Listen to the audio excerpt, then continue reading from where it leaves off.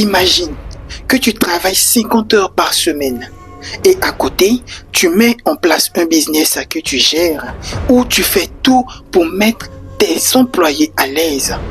Pendant ce temps, ces mêmes employés trouvent le moyen de te foutre des putains de bâtons dans les roues. C'est ça ma vie. Bienvenue dans ce story time. Salut à tous, je suis Lukman Koulibaly, votre salarié entrepreneur préféré. Sur cette chaîne, je partage avec vous mon parcours de salarié entrepreneur, histoire d'inspirer toutes ces personnes qui sont en CDI comme moi et qui, tout comme moi, souhaiteraient se faire une place parmi l'élite de l'élite. Autrement dit, parmi le top 5% de ceux qui sont en haut de l'échelle. Aujourd'hui, j'ai reçu un appel des plus choquants. En effet, il y a un de mes chauffeurs qui m'a appelé.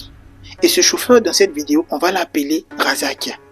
Pas plus tard qu'avant-hier, Razak était avec moi ici pour une entrevue. Ce genre d'entrevue, ce sont des routines dans notre métier. En effet, j'ai pour habitude de faire ce genre de choses avec chacun de mes chauffeurs et ce, chaque semaine, histoire de savoir un peu ce qu'ils vivent en tant que personne dans leur vie de tous les jours et ce qu'ils vivent aussi sur le terrain en tant que chauffeur. Et jusque-là, par la grâce et la miséricorde de Dieu, tout allait très bien. Jusqu'à ce que, hier de toute la journée, j'appelle Razak, histoire de voir un peu qu'est-ce qui se passe. Parce que hier, j'ai pas reçu son dépôt, j'ai pas reçu sa recette. Alors j'ai appelé Razak tout au long de la journée, son téléphone a sonné, il n'a pas décroché. Jusqu'à ce que hier soir à 22h, mon téléphone sonne.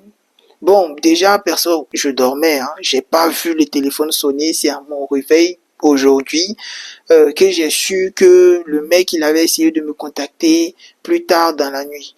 Donc dans la matinée, après m'être préparé, j'appelle mon chauffeur histoire de savoir qu'est-ce qui s'est passé, j'arrive pas à le joindre et plus tard il me rappelle et c'est là qu'il va me faire savoir que c'est gâté. Voilà, comme on le dit en ivoirien, c'est gâté.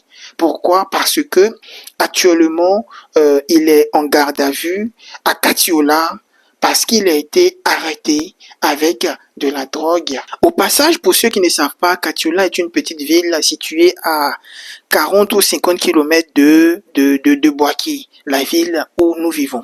Ce qui m'a le plus choqué, c'est que le gars, il a des problèmes avec la police, mais pas dans notre ville, dans carrément une autre ville.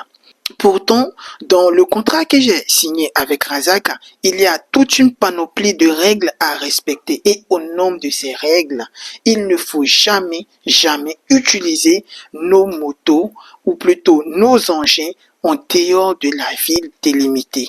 Et dans le cas présent, il s'agit de la ville de Bouaké. Numéro 2, il est interdit, strictement interdit, de se mettre dans des affaires de produits illicites au sein de la ville ou même ailleurs en utilisant nos engins. Parce que ces deux problèmes peuvent immédiatement provoquer la résiliation du contrat qui nous lie. Bon, moi, la déclaration de Razak, ça me choque. Je suis outré.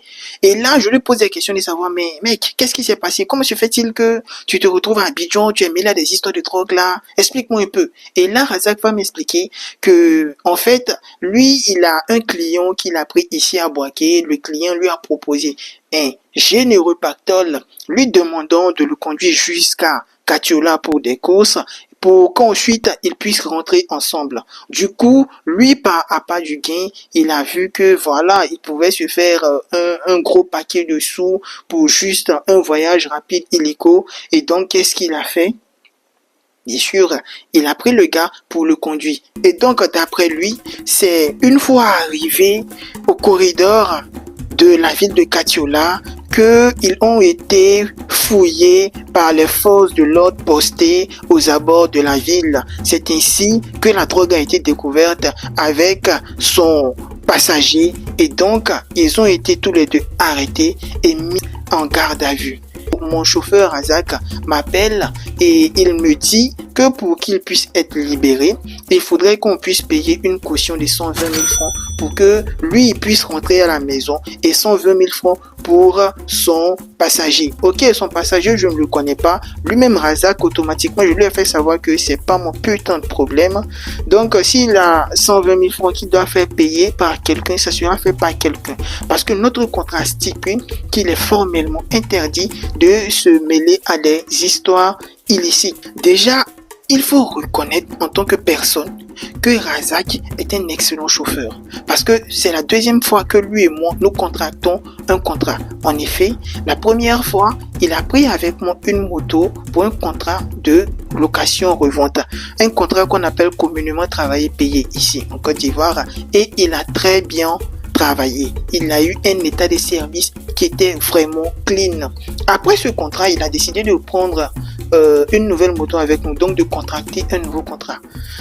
Seulement que ces temps-ci, j'ai l'impression qu'avec ce deuxième contrat, le mec, il se permet de prendre un peu trop de liberté avec nos règles en vigueur. Aussi étrange que cela puisse paraître, c'est que tout au long de la journée d'hier, le GPS posé sur la moto de Razak ne passait pas.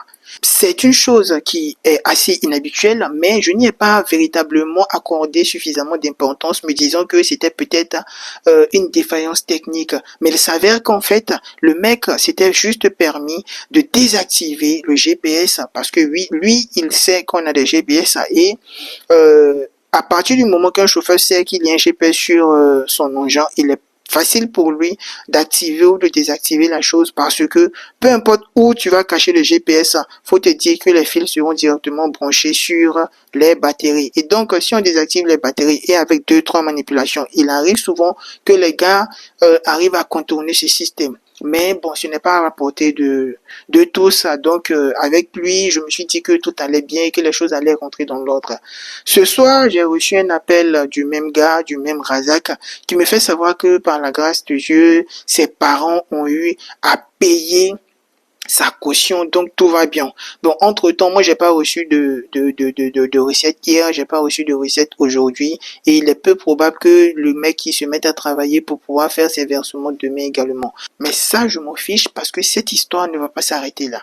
Non, moi, de mon côté, je vais me mettre à faire des recherches. Je vais commencer par contacter mon avocat histoire de savoir qu'est-ce qui se passe réellement dans ce genre de situation. J'ai aussi quelques amis au sein de la police à qui, ou plutôt auprès de qui je vais me renseigner, histoire de savoir si cette histoire est véritablement vraie ou c'est juste une tentative de manipulation de la part de Razak pour pouvoir m'arnaquer ou bien m'entourlouper. Tout compte fait, s'il s'avère réellement qu'il était dans une situation qui a échappé à son contrôle, tant mieux pour lui, parce que dans le cas contraire, je risque de frapper fort et de frapper de façon très sévère. Déjà, pour revenir sur la caution, il faut dire que d'après lui, les parents n'ont pas pu payer les 120 000 francs dans sa totalité. Ils ont dû négocier encore avec les forces de l'ordre pour pouvoir payer juste une partie et pouvoir le libérer. Tout compte fait, je compte avoir le fin mot de cette histoire. À ma place, que feriez-vous? Dites-le moi en commentaire, je prendrai plaisir à vous lire. En tout cas, quoi qu'il arrive, je vous tiendrai informé de la suite des événements sur cette chaîne. Fin de transmission.